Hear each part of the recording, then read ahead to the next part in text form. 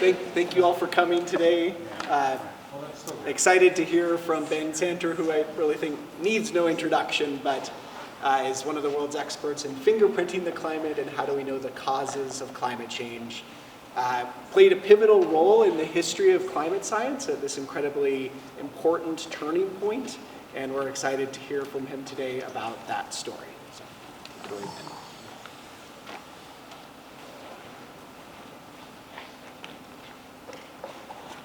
Thank you, Bill. Please let me know if you can't hear me at the back. So what a privilege to be here and to talk to you about what I hope isn't just ancient history, what happened in Madrid at this critical meeting of the Intergovernmental Panel on Climate Change back in November of 1995. In this beautiful Palacio de Congresos de Madrid with the mural at the front of the building. And if we back up a little bit to 1990 and the first assessment report of the IPCC, it concluded, as I mentioned previously, that the jury was out, that we couldn't definitively identify a human effect on climate.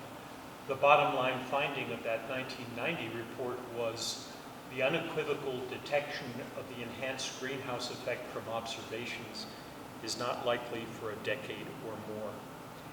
And one of the key points that was made in that first 1990 report was this, that global mean temperature alone is an inadequate indicator of greenhouse gas-induced climate change.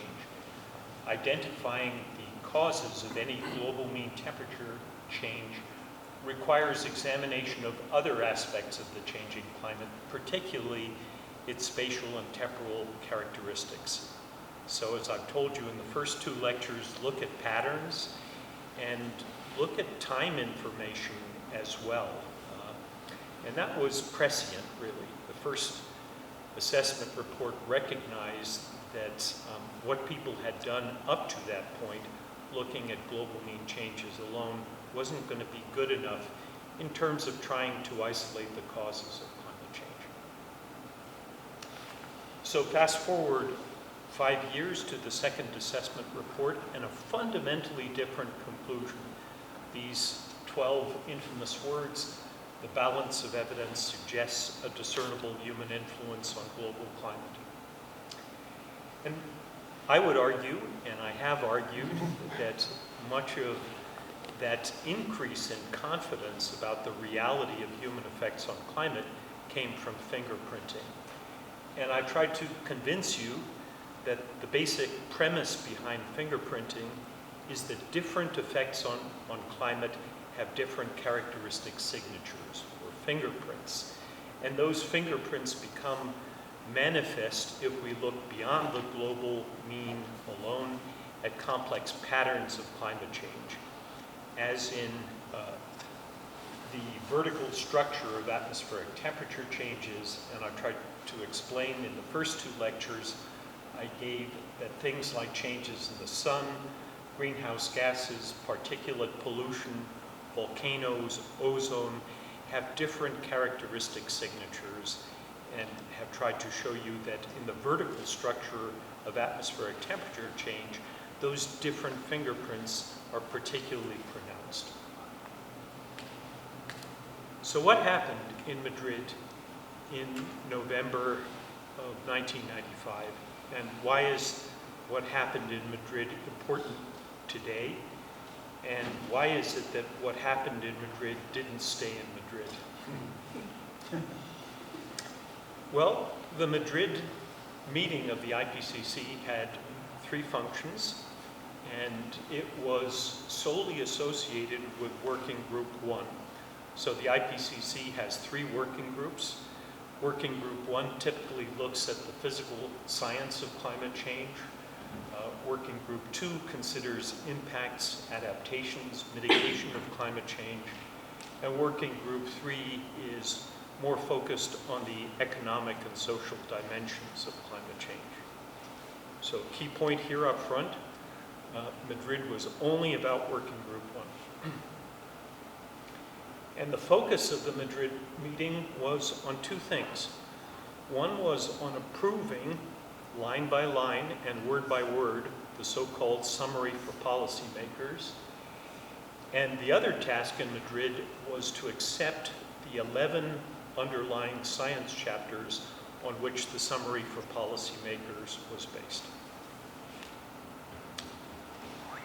Who were the main protagonists in Madrid? Well, there were 78 lead authors from 20 countries who were involved in the Working Group 1 report, and some of them were present in Madrid. The Working Group 1 report involved over 400 contributing authors from 26 different countries and over 500 reviewers. So the review process, as I'll try and explain to you a little bit later, was truly extraordinary. If you submit a scientific paper, you typically have 3 or 4 reviewers at most. Here, there are hundreds of reviewers, there are countries involved. It was a whole new level of scientific review for me, who had typically only encountered peer review in its most innocuous form in submitting scientific papers. This is the structure of the Working Group 1 report. There were 11 chapters considering things like radiative forcing of climate, so both natural and human radiative forcings of climate, observations, processes, how we evaluate climate models, projections of future climate change. Even back then, the critical importance of sea level was recognized. So one chapter was explicitly devoted to changes in sea level. And chapter 8 was the one for which I was the convening lead author, detection of climate change and attribution of causes. So when we put it all together and look at observations and simulations, what can we say about the causes of climate change? Interestingly, too, even back then, there was recognition that the response of the biological world was important, and there were 2 chapters, one for the terrestrial biosphere and its response to climate change, and one for marine biota. And Bill's PhD supervisor, Steve Schneider, was involved in the 11th chapter, which looked forward to how do we advance our understanding? What might the 3rd IPCC assessment, which was published in 2001, look at? What will be the key issues for that? So this is the structure for that 1995 report. I'm going to give you a brief timeline because it turns out that the timeline for Chapter 8 was critically important. And up front, one real serious problem with Chapter 8 was they couldn't find a lead author. So to the best of my knowledge, the IPCC approached at least 2 other scientists before they scraped the bottom of the barrel and found me. That meant that Chapter 8 started work 6 months later than the other 10 chapters, which had some pretty significant consequences that I'll talk about a little bit later. So I accepted. I was invited in April of 1994 to participate. The first action we had was to gather people working in detection and attribution for a meeting in Livermore in August of 1994. The first meeting involving all of the authors of the 11 chapters was in Sigtuna in Sweden in October and November of 1994. By December, by the end of 1994, we had to send out to a select group of experts a 0-order draft of our chapters. And then in March, based on the feedback we received in March 1995, we met in Brighton in the UK. to, again, try and coordinate the individual 11 chapters, what belongs in which chapter. And there was a lot of intense discussion, I would say, because I argued that the detection and attribution chapter, since it relied on simulations and observations, had to have some basic information about uncertainties in models and in observations in the detection chapter. I argued that people weren't going to be reading chapter 8 like butterflies, flitting from the observational chapter to the model simulation chapter. So even though we were subsequently accused of suppressing scientific uncertainties in chapter 8, the reality is that I fought hard, as did other authors in chapter 8, to retain that discussion of uncertainties in simulations and observations in chapter 8. So after the Brighton meeting, we revised our chapters and sent them out to full country review to nearly 100 countries. Then there was a third meeting in Asheville in North Carolina based on the feedback that we got from the country review phase. And after Asheville, the chapters and the summary for policymakers were revised and compiled for distribution prior to this critical plenary meeting in November 1995 in Madrid. Before the Madrid meeting, the US government, based on the revised Working Group 1 report, submitted a formal letter to the IPCC with many specific suggestions for changes to the summary for policymakers. Here's a direct quote: "The US government requests that finalizing the chapter should await the Madrid plenary meeting discussions." And this request was fully consistent with the IPCC rules of procedure. Then in these critical 3 days, November 27th to 29th, there was extensive discussion of Chapter 8. I'll give you some flavor of that discussion later. The co-chair of Working Group 1, Sir John Houghton, set up a so-called ad hoc group to review the discussion of Chapter 8, given this intense focus in Madrid on Chapter 8's findings. And on the final night of the meeting, November 29th, we finalized those infamous 12 words, the balance of evidence. The IPCC plenary meeting, all countries present accepted the 11 Working Group 1 chapters with the provision that they would be revised and updated based on the discussions in Madrid. The plenary also approved the executive summary of the summary for policymakers and deemed that to be the new summary for policymakers. So what does that mean? It meant that we didn't get through the full summary for policymakers in Madrid. We only agreed on the executive summary of the summary for policymakers. The discussions were so intense and so lengthy that the decision was made in the end to condense the summary for policymakers into the executive summary. That's a lot, but I think it's important for you to have some understanding of what the timeline was over these nearly 1.5 years. So Madrid was extraordinary. There we are in that conference center, and on the first day, anyone could speak. Anyone present, country representatives, non-governmental organizations, representatives from industry, had the opportunity to ask questions. And much of the focus was on Chapter 8. The major issues, the major concerns were, first of all, what I've termed overall likelihood.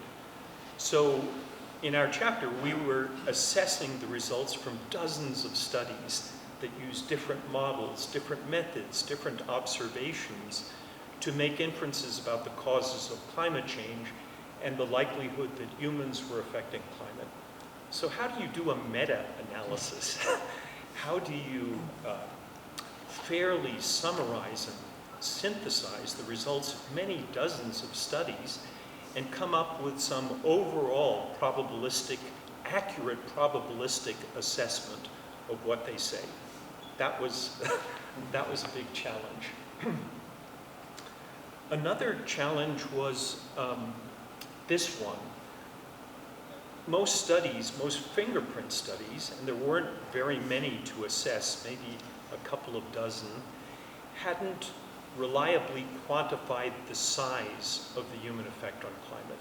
So they had said, we can identify a human fingerprint, but they hadn't been particularly successful in terms of putting error bars on the size of the human contribution to climate change. That would await work done in subsequent IPCC reports. So one criticism was, if you haven't done it, if you haven't quantified human effects on climate, then you can never do it, which didn't seem like a very sensible intervention and argument. Another issue really was semantics. So all of this work is couched in probabilities. You're giving information about the likelihood that a human effect on climate has been identified. And we can't retrospectively re-instrument the Earth. We can't go back thousands of years and have perfect understanding of the size, patterns, and amplitude of natural climate variability. There will always be some irreducible uncertainty in making these kind of statements about the relative sizes of human and natural effects on climate. So one argument was, if anything is uncertain, everything is uncertain. And I'll show you the extremes to which that kind of argument was taken. This, of course, is all sort of novel if in an individual scientific paper, you're not really concerned about how that paper will be interpreted on a world stage. At least I wasn't. And how that paper will be interpreted by people who are not interested in good faith understanding of uncertainties. They have different motives and agendas. So here's a flavor of some of the discussions on that first day of Madrid, reconstructed from my notes and also from transcripts that I have of the Madrid meeting. So the Kenyan delegate made this intervention on the first day. We feel that this chapter, chapter 8, should not have been included in the full assessment. It doesn't have a lot of scientific background. This chapter, because of the lack of sound scientific knowledge, is among the weakest of the entire working group 1. My response was this. The review comments we received from Kenya consisted of one sentence, that chapter 8 is the weakest in the entire report. That sentence did not prove particularly helpful in attempting to address concerns. If you had attempted to formulate your concerns in a more scientific way, we would have attempted to address them. The Saudi and Kuwaiti governments made a large number of interventions on that first day. Here's a flavor of some of those. And they hit on this issue of uncertainty.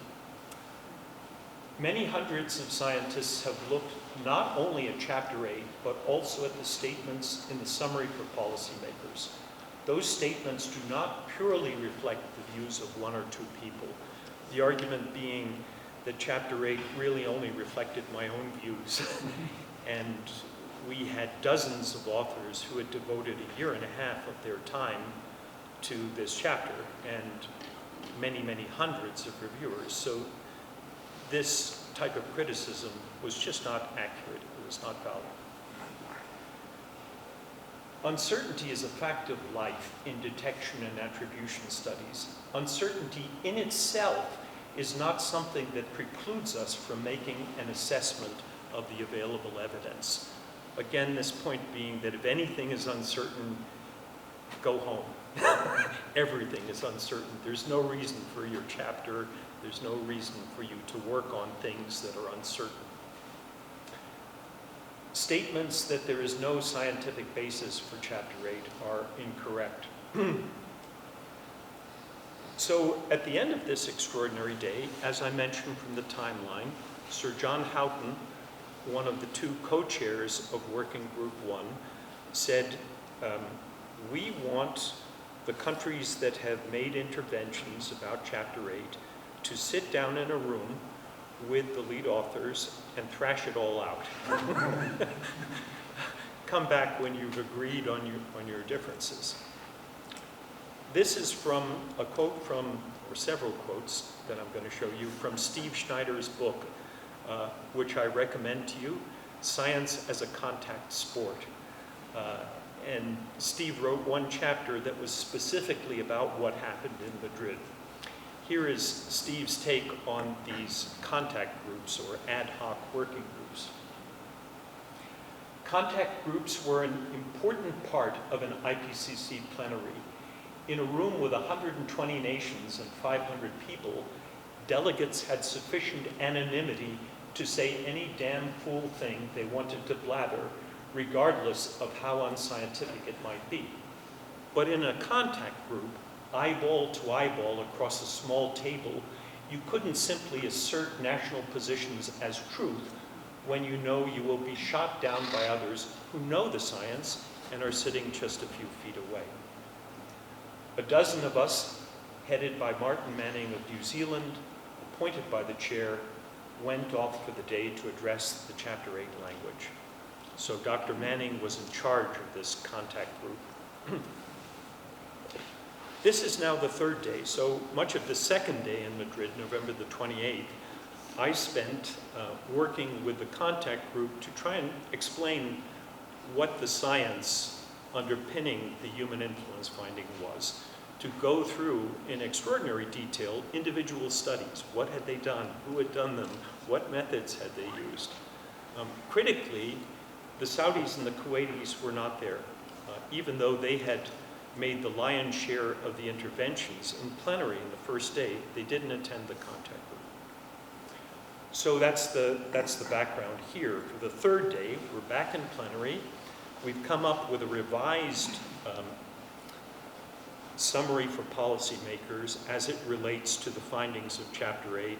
And here is Mohammed Al-Saban, the Saudi economics minister. Being a small delegation here prevented us from attending different drafting groups. Mr. Chairman, as we looked at the new text, we saw there are many problems with this text that we cannot accept.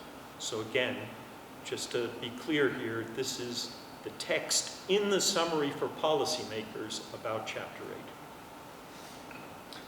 This was my response. If you believe that the discussion of Chapter 8 in the summary for policymakers is indeed one of the most important sections of the entire document, it would have been incumbent on at least one member of your delegation to attend and participate in the discussions. Saudi Arabia. We already said that this is a small delegation and we couldn't attend. We're not engaging in a personal debate here, at which point he lectured me on my responsibilities to the government. In his view, my role was to serve the governments of the world, not to function as an independent scientist. I think it's fair to say that we had very different understanding of what my role actually was at this meeting.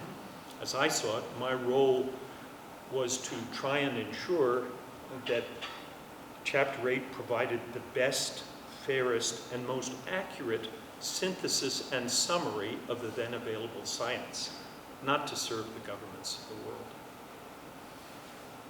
So, to continue to give you some flavor after the Saudi intervention of these discussions, Bob Watson was the chair of the US delegation in Madrid. We believe that the working group, so this contact group, has done a truly excellent job on a very difficult task. We believe that, if anything, the authors have bent over backwards to be conservative. Our objection, if anything, would be we've weakened the document too much. The Netherlands. We think that the document is a very useful document and that the drafting team has done an excellent job in formulating it. I would like to point out that we are not here to make strong or weak statements, but we should try to reflect the state of the science. And I believe the authors have been successful in doing this. Canada, and again, this was after Mohammed Al-Saban's comment that Saudi Arabia is a small delegation. Canada is also a small delegation, but we feel that this is a very important issue, so we did participate in the drafting group. The whole IPCC job is one of assessment, and we believe that the present executive summary is a very accurate and improved assessment of the scientific results. Kenya. And remember, this is the Kenyan delegate who on the first day called for the removal of Chapter 8, saying that there was no scientific basis for it. And the Kenyan delegate had attended the second day contact meeting, and he had been sitting next to Steve Schneider the entire day, and Steve had engaged him constructively, tried to explain what detection and attribution was. And that was extremely valuable.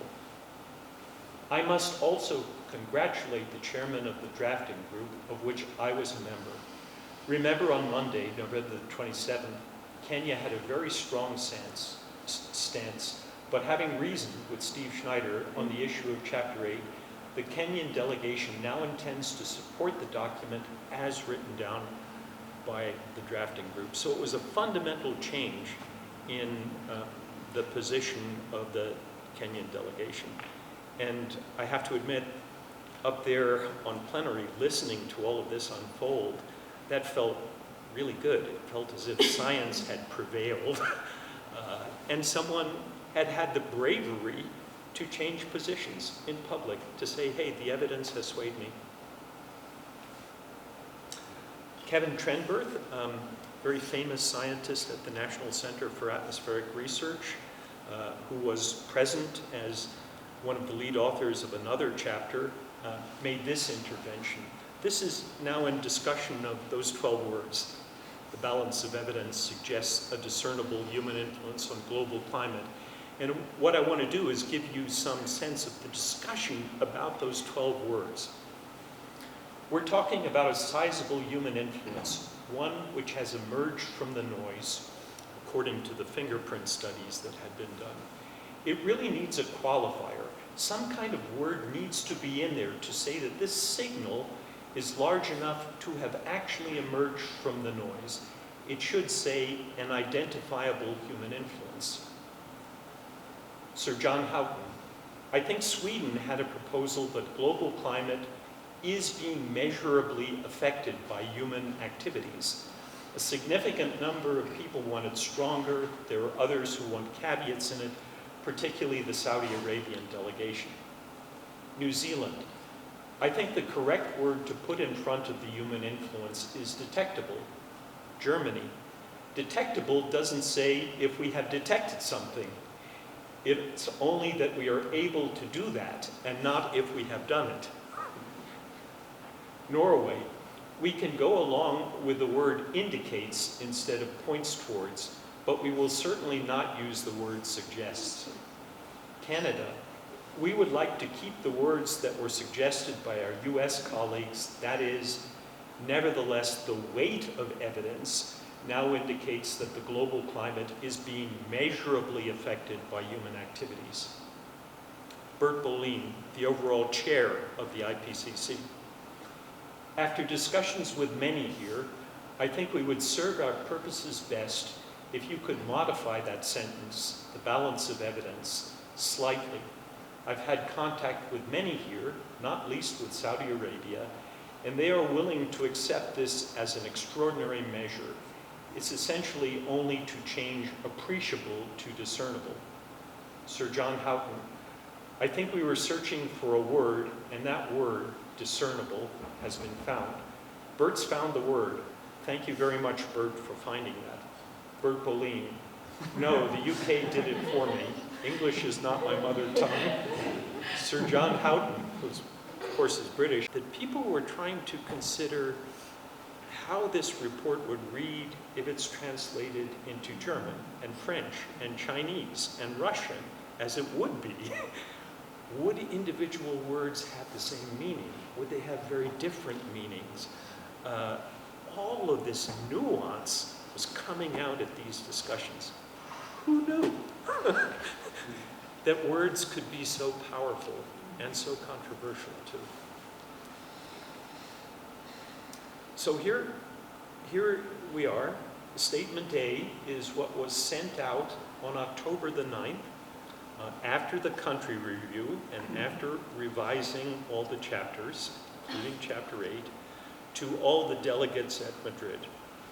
This was the bottom line sentence before Madrid. Taken together, these results point towards a human influence on climate. And that's what we came up with at the end. Nevertheless, the balance of evidence suggests there is a discernible human influence on global climate. One important point here is the pre-Madrid sentence is saying there's a human influence on global climate. The post-Madrid sentence has some differences, so this balance of evidence is new. Suggests instead of point towards, and critically the word discernible. My job was to ensure that the science was fairly represented, and I think we got it more or less right. There were people who wanted much stronger statements. There were people who wanted no statement at all. And as I'll try and convince you soon, the important thing is that every subsequent assessment report has affirmed and strengthened these cautious findings, which I think is what science is all about. Whether independent teams of scientists confirm or refute what you have found and concluded. As I mentioned, one criticism was that we left out all discussion of uncertainty. So again, here's the bottom line conclusion. The balance of evidence suggests there is a discernible human influence on global climate. But that conclusion in the summary for policymakers was situated in this paragraph. Read it, have a look at it. You know, clearly, in the most prominent place in the report, we're talking about our ability to quantify the human influence on global climate is currently limited because the expected signal is still emerging from the noise of natural variability and because there are uncertainties in key factors. These include the magnitude and patterns of long-term natural variability and the time-evolving pattern of forcing by and response to changes in concentrations of greenhouse gases and aerosols and land surface changes.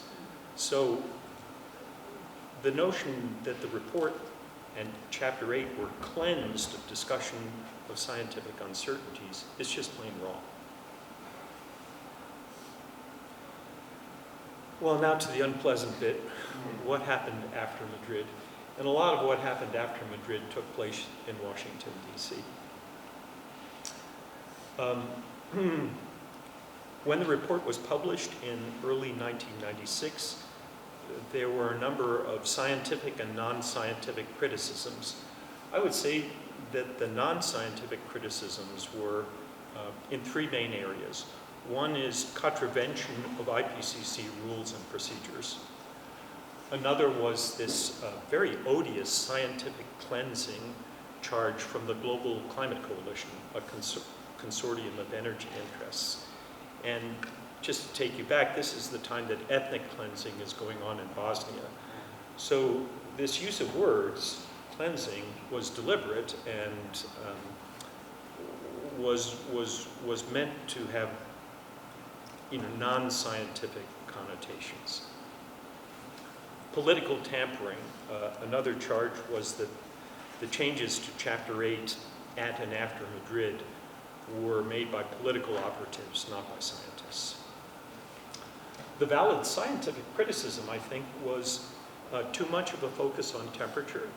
that much of Chapter 8 was dealing with the then available fingerprint studies that looked at surface temperature changes and looked at the vertical structure of atmospheric temperature change. And the reasonable criticism was, if there really is a human-caused climate change signal lurking in observations, go look for it in the hydrological cycle, in atmospheric circulation, in the depths of the ocean. It shouldn't be limited to temperature at the surface and in the vertical extent of the atmosphere. Another criticism was do a better job quantifying the human signal, which again was fair, valid, and which happened in subsequent IPCC assessment reports. So let's go through these criticisms one by one. A very famous scientist, the former head of the National Academy of Sciences, Frederick Seitz, wrote an op-ed in the Wall Street Journal in June of 1996, where he accused me personally of the worst abuses of the peer review system he had ever seen. Dr. Seitz had not been present at Madrid. He was not a climate scientist. He was not privy to any of the discussions in Madrid. So this was pretty serious stuff. As a junior scientist at a national lab, to be accused in the Wall Street Journal of the worst abuses of the peer review system someone has ever seen, and that someone is a past president of the National Academy of Sciences. Here was the response from Professor Bert Bohlin, the chairman of the IPCC, to Professor Seitz. The changes made to Chapter 8 follow the clear decision at Madrid to accept the draft chapter subject to its modification to improve its presentation, clarity, and consistency in accordance with the views both of scientists and delegates expressed at length during the meeting.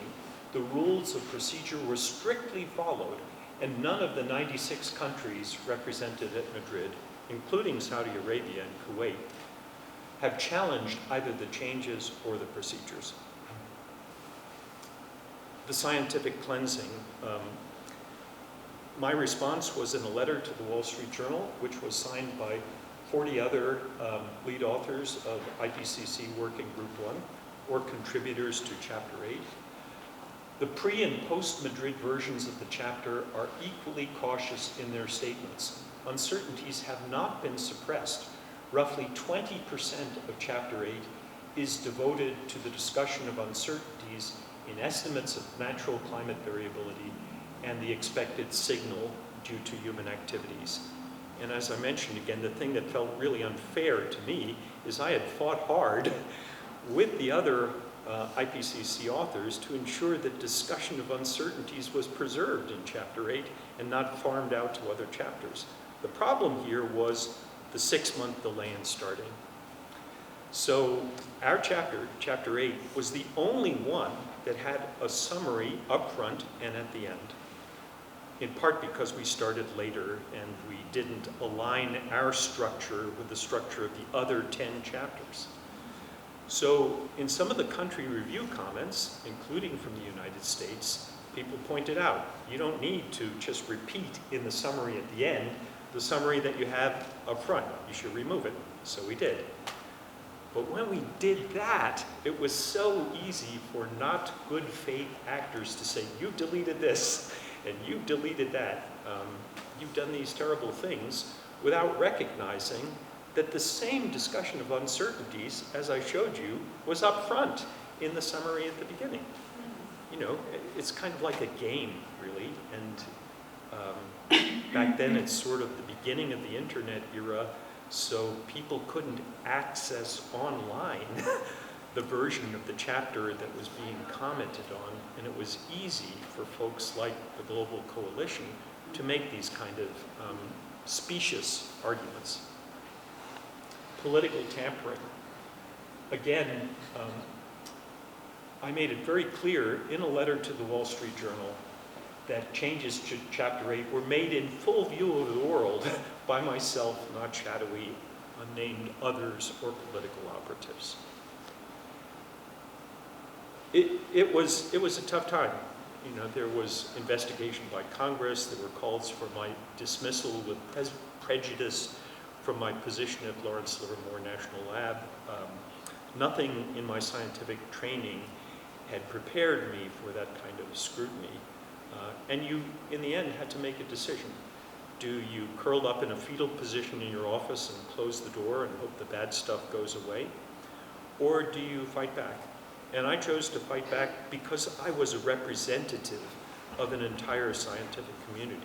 And I had the responsibility to explain in plain English what the nature of the process was, what we had done in working on this chapter, and what the nature of the evidence was that underpinned the discernible human influence finding.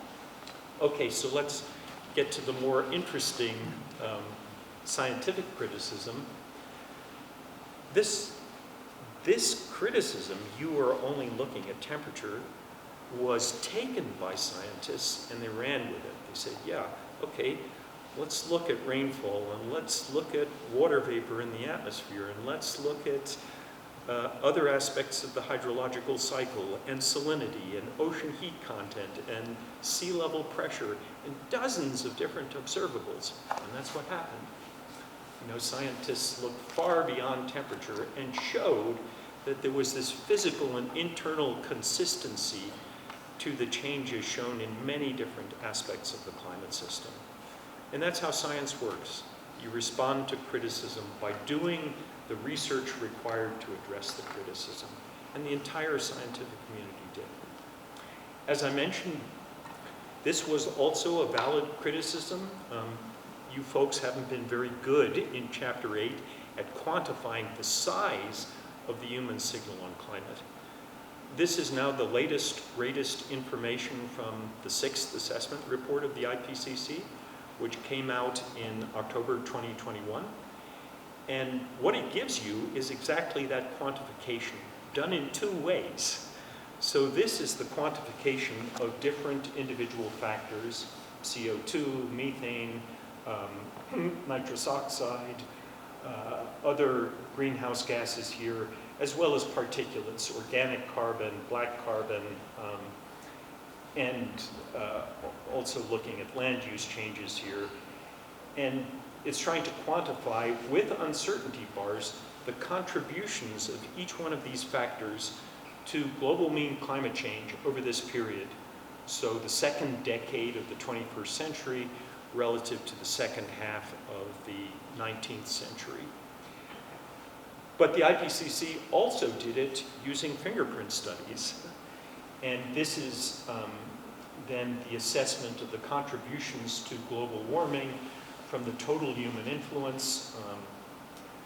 This is broken down then into greenhouse gases, the other human drivers. This is the cooling, the net cooling associated with particulate pollution. Think sulfate aerosols, not only sulfate aerosols, but also nitrogen oxides. So we've done and are continuing to do this quantification. And the best understanding is that well-mixed greenhouse gases actually caused more warming than the observed warming and the total human influence because of this offsetting cooling effect of anthropogenic aerosols. So again, an instance where scientists responded to this valid criticism and tried and continue to try to do a better job to quantify the human effect on climate.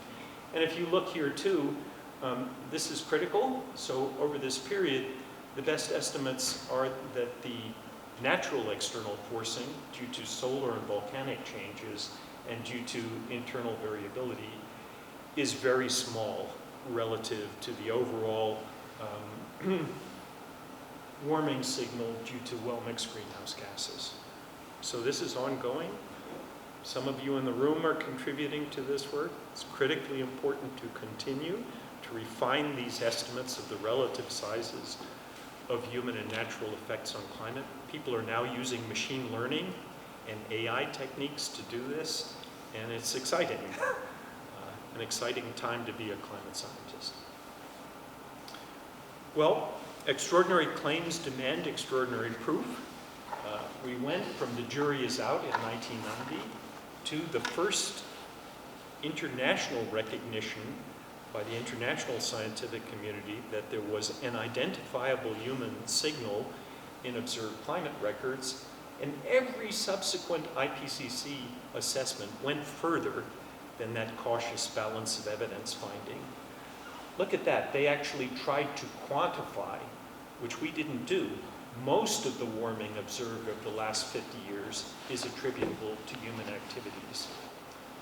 Most of the observed increase, again, is very likely due to the observed increase in anthropogenic greenhouse gas concentrations.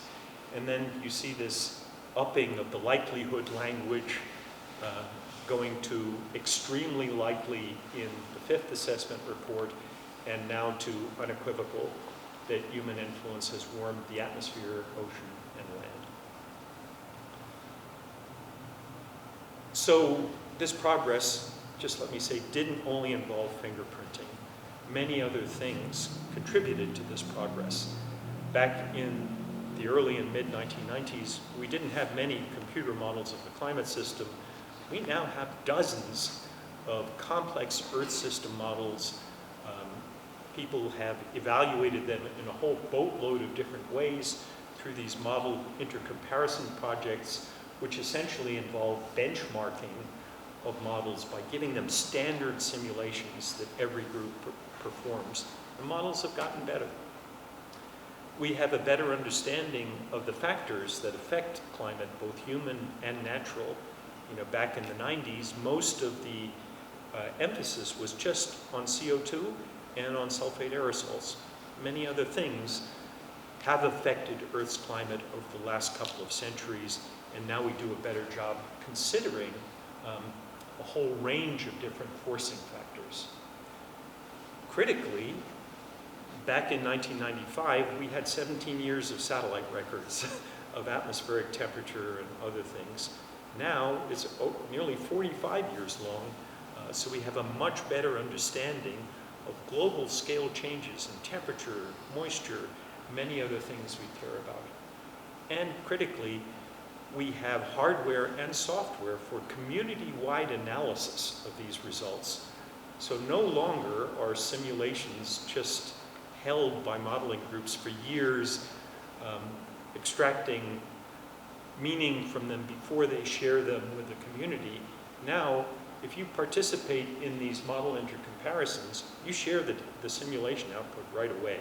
And people share very efficiently satellite data in the same format as the model simulation output. So you can easily and fairly compare models with observations. Just finally, what the heck did I learn from all of this? This is a group called the Three Tenors of Climate Change. So my buddy Chip Duncan here is a documentary filmmaker. He chronicles the retreat of glaciers around the world and the impact of that glacial retreat on indigenous populations and water supply.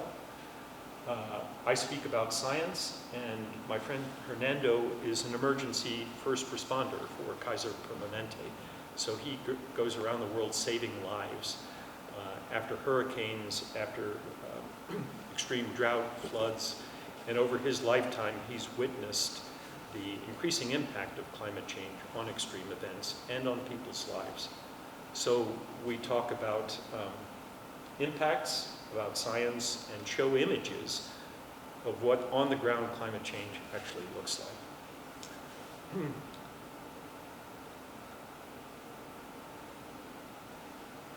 So in the last 28 years since publication of the IPCC report, I've learned that it's critically important to defend scientific understanding.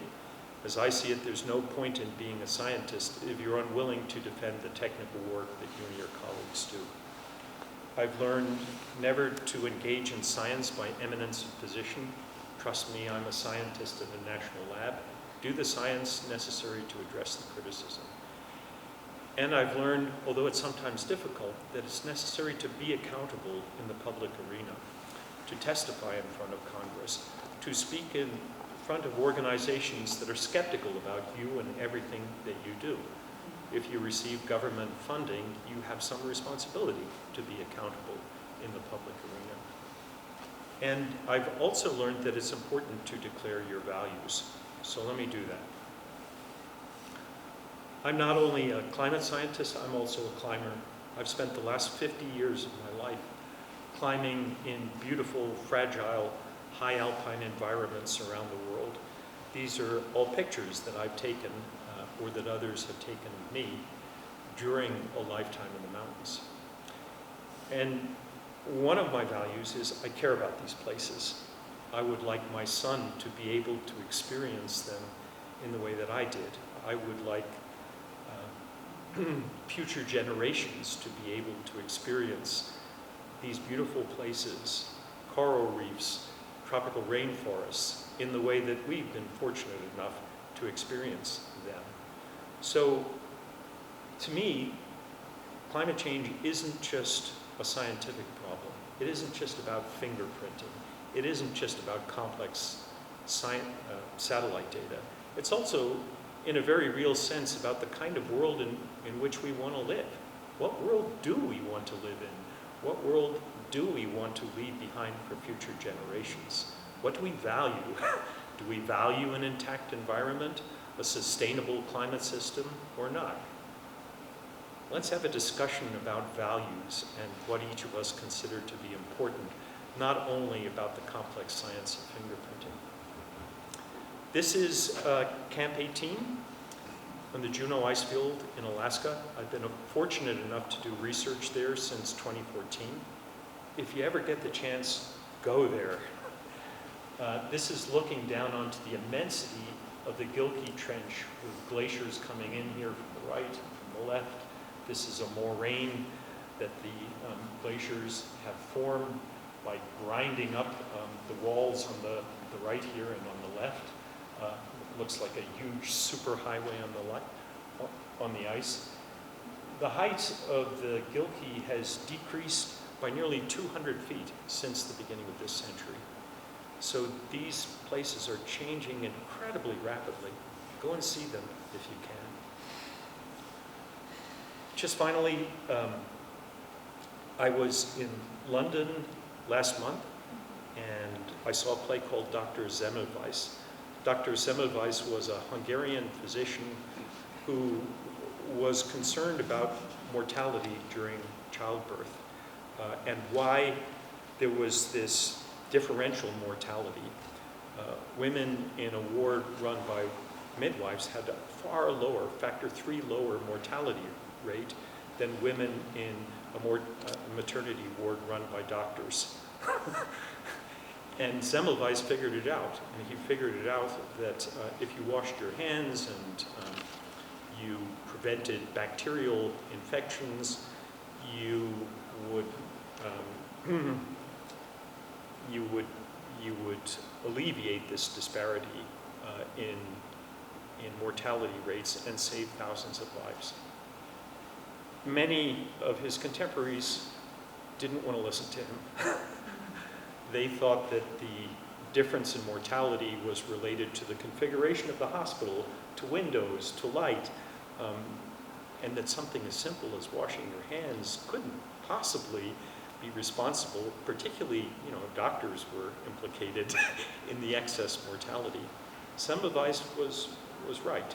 And at the end of this play, which is the Harold Pinter Theatre in London, there's some discussion of the consequences of willful ignorance. And of course, willful ignorance isn't just limited to Semmelweis's time. We still have it today. And there's discussion in that final monologue about the importance of being brave. That sometimes all of you will be confronted with choices, with pathways, with a fork in the road. And you have to make a decision, a difficult decision, about which fork to follow in the road. And Semmelweis's advice is be brave. Follow the right path. It's a challenge. I don't know whether I followed the right path, but I do strongly believe that in the end, science and a clear public understanding of the science we do is going to help all of us to follow the right path. Thank you very much.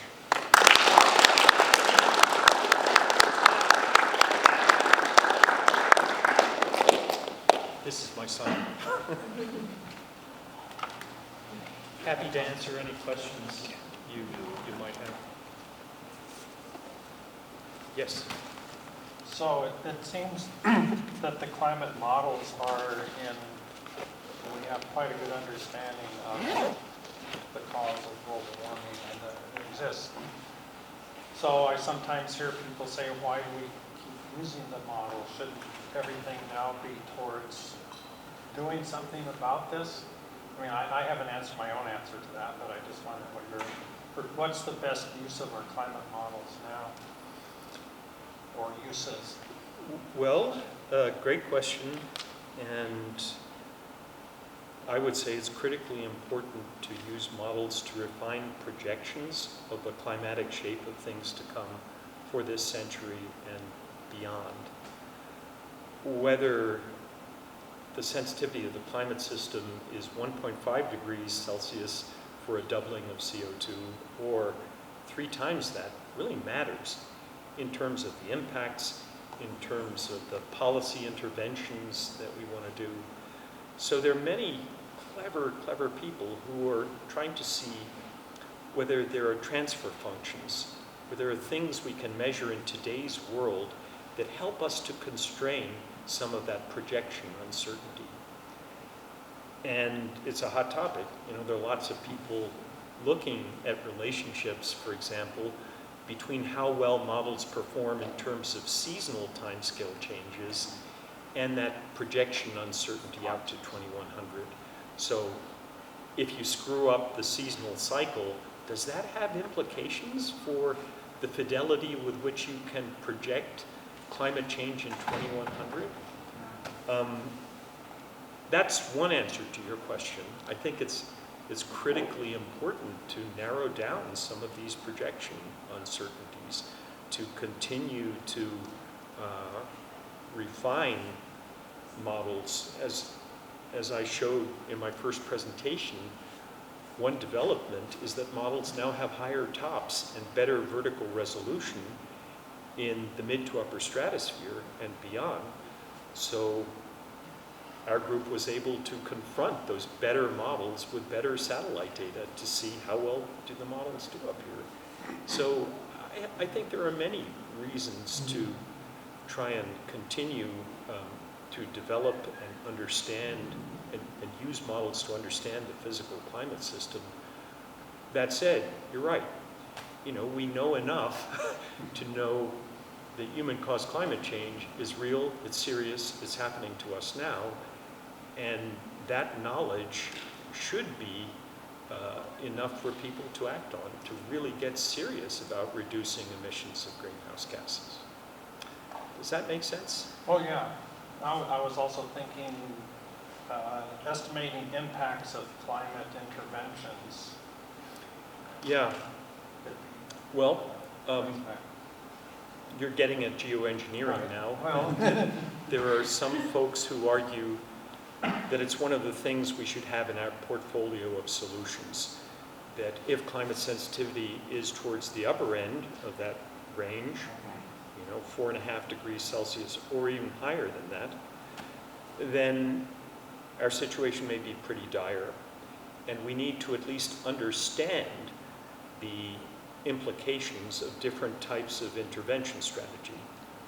One widely discussed intervention strategy is injecting, essentially mimicking volcanic eruptions and quasi-continuously injecting sulfate aerosols into the stratosphere in order to cool the planet down, which might have serious implications for the ozone layer and the Indian summer monsoon. But the US government is now interested in this. My former employer, the Department of Energy, is interested in at least doing these kind of studies with simulations and applying the fingerprinting techniques that I discussed in the previous 2 lectures to determine when you might expect to see a climate change signal associated with a particular geoengineering intervention. There's a lot of interest in doing that kind of stuff, and indeed one of the model intercomparison exercises that I mentioned is called the desire to do more of those kind of simulations will increase over time. Thank you. Thank you, that was a really fascinating talk. I had a question. I was really interested in the attacks that came to you after Madrid, and that seemed really like a harbinger of this more widespread crisis of trust and expertise that we see now. I wonder, in like the few decades in between, almost 3 decades from then and now, how do you think about strategies that climate scientists can use to communicate to people, especially the attacks that weren't the scientific ones? How do you think about how to get to those people? Do you just see them as bad actors, like bad faith, and you just have to talk about the science and people who listen to you? But a different way of asking this is, knowing now everything that happened then, what's happened in the last 2 decades, would you communicate things a little differently back then? Yeah, great question. Let me think about how best to answer it. One answer is that for many people, Madrid was the beginning of organized climate denial. In the first assessment report, things haven't really gotten serious. The IPCC concluded that the jury was out. In Madrid, it was a very different story. And those 12 words threatened very powerful economic interests. Organizations like the Global Climate Coalition were clever enough to see that. This threatens our business model. Countries like Saudi Arabia and Kuwait were clever enough to recognize this has potential implications for our countries and our ability to continue to produce oil. Ultimately, we may have to keep oil in the ground or get serious about reducing emissions of greenhouse gases. They understood that 28 years ago. I didn't. And I think very few other scientists were prepared for that paradigm shift from 1990 to 1995. And one of the reasons for giving this talk is that denial is still alive and well. There are still folks out there who are asserting that all climate change is natural, or it's a hoax, it's a conspiracy. Some of them are very powerful. Some of them have big megaphones. I think it's important to push back against such willful ignorance in the same way that Dr. Santer did. People will die if you don't. Millions of people. So, can we get better about communicating? And how do we get better about communicating? Well, I think the IPCC did. One of the things that happened in the aftermath of the second assessment report was the IPCC got a little bit more serious about communicating. And now in the sixth assessment report, if you look at what they do in terms of trying to do public outreach, to work with media, all of that was missing back in 1995. They have review editors now, too. So every chapter has a review editor that has to certify that any comment you get on the chapter has been responded to. There are a variety of different things that have happened that are geared towards enhancing public and political confidence in the reports. But here in the United States, at least for some politicians, IPCC is still a dirty word. And folks regard it as something that is inherently political and not scientific. I think the bottom line answer to your question is that as scientists, we have a responsibility to try and explain what we do, what we've learned, and why it matters to other people. Some people do that through social media, some through videos, some through the science they do, some through public speaking. Find what you're good at. Do it as long as you possibly can.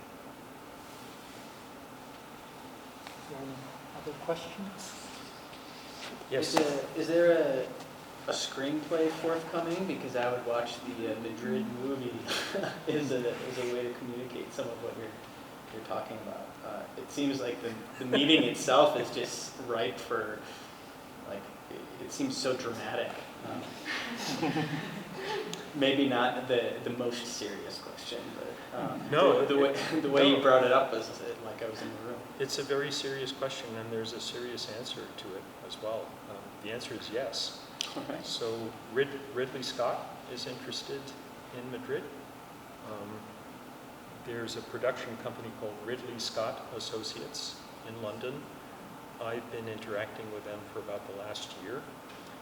They want to tell 4 stories as using storytelling as a means of trying to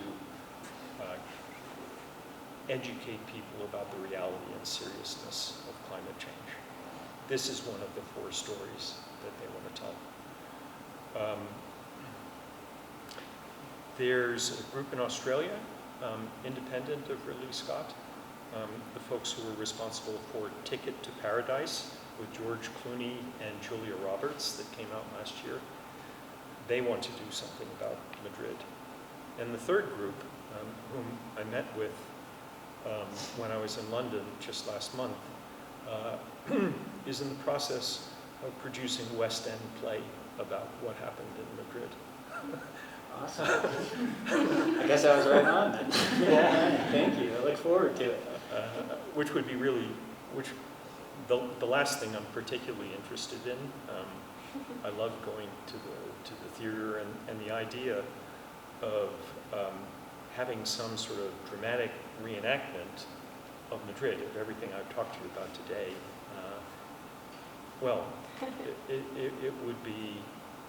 It would be quite something to sit there in the audience and think that what happened in Madrid didn't stay in Madrid and really, change the world. That was the scientific equivalent of the biblical handwriting on the wall. We see a human-caused climate change signal, and hope I'm still around for that. Not for the signal, but for the play. So please join me in thanking Ben for a wonderful. We have the pleasure and luxury of having Ben for another week at least. So if you're interested in talking with him, please reach out. Okay? Yeah, I'm right around the corner in the Wilkes Center. And one other thing, so this is the 3rd lecture I've given, and all the PowerPoint presentations will be available. There's nothing proprietary in any of them. So Ross is very kindly going to make them available to folks. Thank you very much for inviting me to the University of Utah. Thank you.